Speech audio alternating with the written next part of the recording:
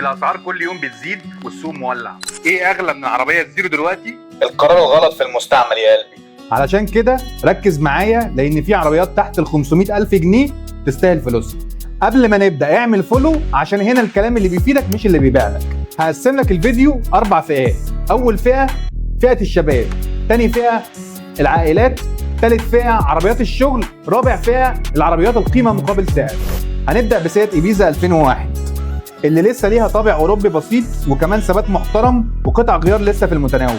سوزوكي التو، لو عايز اوفر عربيه في البنزين تمشيك سنين، قطع غيارها رخيصه جدا، كمالياتها متواضعه، حاجه كده توديك وتجيبك من غير وجع دماغ. كيا بيكانتو، لو بتدور على عربيه شكلها شيك وسهله في الصيانه وكمان مصاريفها قليله. رينو ساندييرو، عربيه كروس خفيفه، امكانياتها معقوله، تكنولوجيا فيها بسيطه وكمان سعرها متوسط. اما لو نفسك في حاجه رياضيه، عندك 3 عربيات ما لهمش رابع: هيونداي كوبي، سيراتو كوبي، اوبل استرا جي تي سي.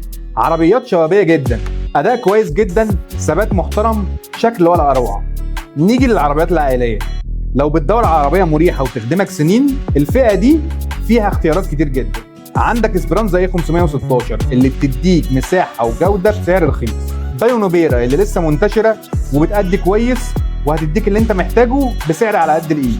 تيجو 2010 اللي بيميزها الارتفاع عن الارض وكمان قطع غيارها رخيصه وبتأدي الغرض.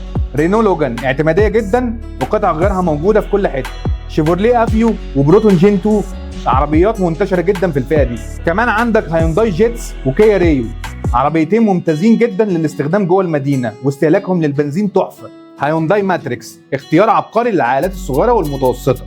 ودايهاتسو تيريوس من العربيات المتينه في فئاتها وسحبها ممتاز، شنطه كبيره ومساحات محترمه وشغالين معاك تحت اي ظروف تشغيل.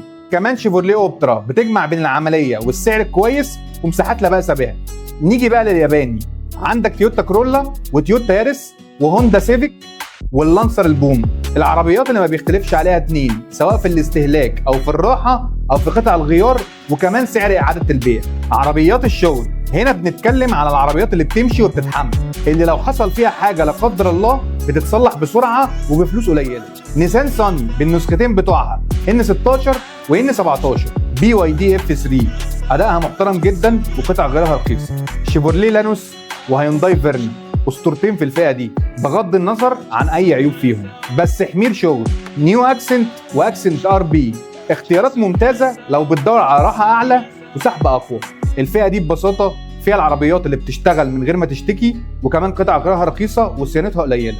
القيمه مقابل السعر، هنا بندور على العربيات اللي بتديك اكتر من الثمن اللي بتدفعه فيها، بس الفئه دي للناس اللي بتاخد بالها كويس جدا من الصيانات وبتهتم بالعربيه كويس جدا، وكمان استخدامها خفيف، مش عربيات هلك وشغل ومرمطه، لان العربيات دي صيانتها بفلوس كتير.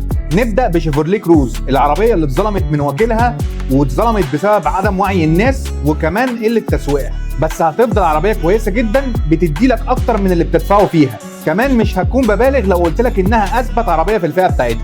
اوبل فيكترا اللي لسه فيها فخامه اوروبيه وثبات واوبشنز لسه بينزل في عربيات موديلات السنه. بيجو 301 فيها راحه وثبات ممتازين. رينو ميجان اللي بتديك تجربه اوروبيه راقيه جدا وراحه ونعومه وتجهيزات مش هتلاقيها في نفس الفئه. كمان عندك بيجو 406 عمليه جدا في السفر وقطع غيارها لذيذه مش بعيده قوي وتجربتها ولا اروع.